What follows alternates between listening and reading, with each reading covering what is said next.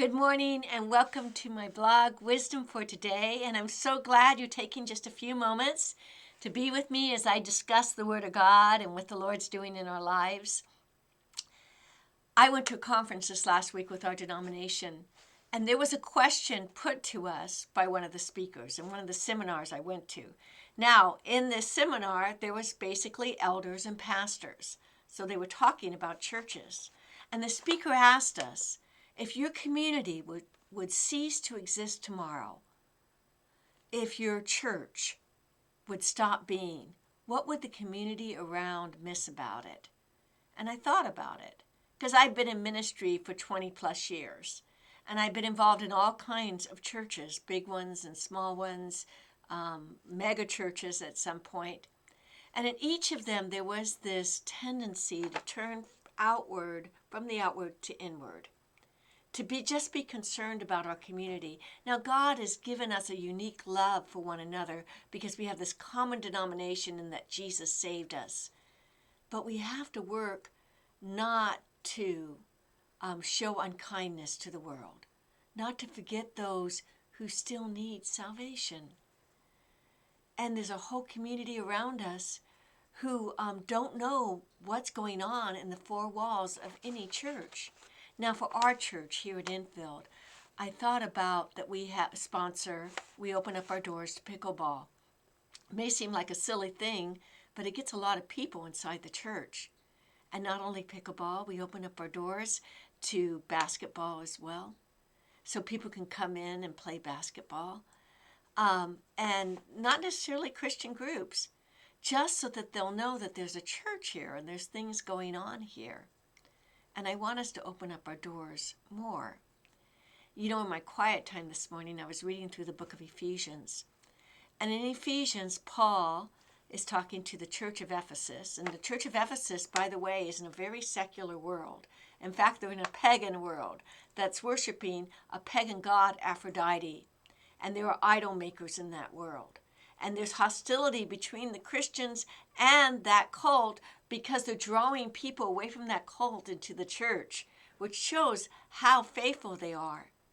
But when Paul talks to them about their witness, he says, be kind one to another, tender-hearted, forgiving one another, even as Christ has forgiven you.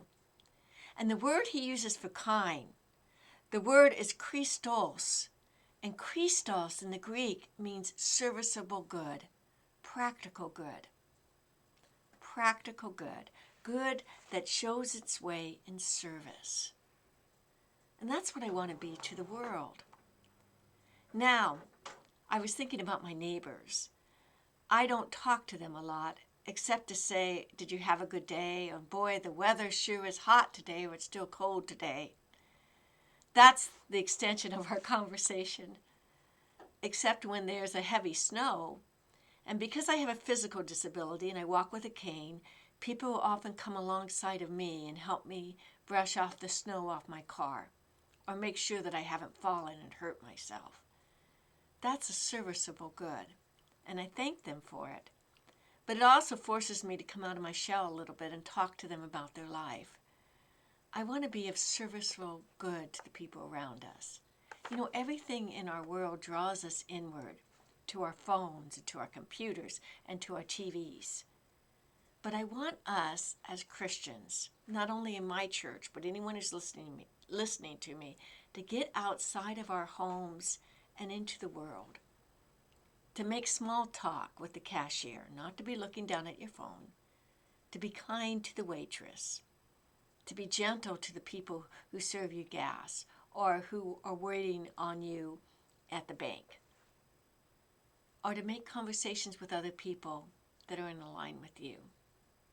We often bemoan the fact that our society is post-Christian, that people have left the church and haven't returned to the church, and we worry about the future of the church.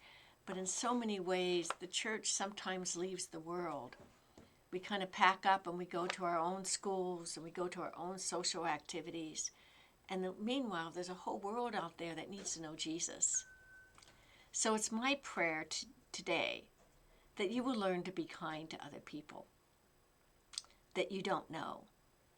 And the rest of this passage, tender-hearted, forgiving one another as Christ has forgiven you. You know, Christ is very tolerant with us. There are things in our lives that are not right, and yet Jesus comes alongside of us and gently corrects us. We also live in a world that has different morality than we do, sometimes, and we ought not to be frightened of that. We ought to just let our light shine wherever God has called us and be of serviceable good to your world. I hope to see you in church next Sunday. God's blessings and have a good day.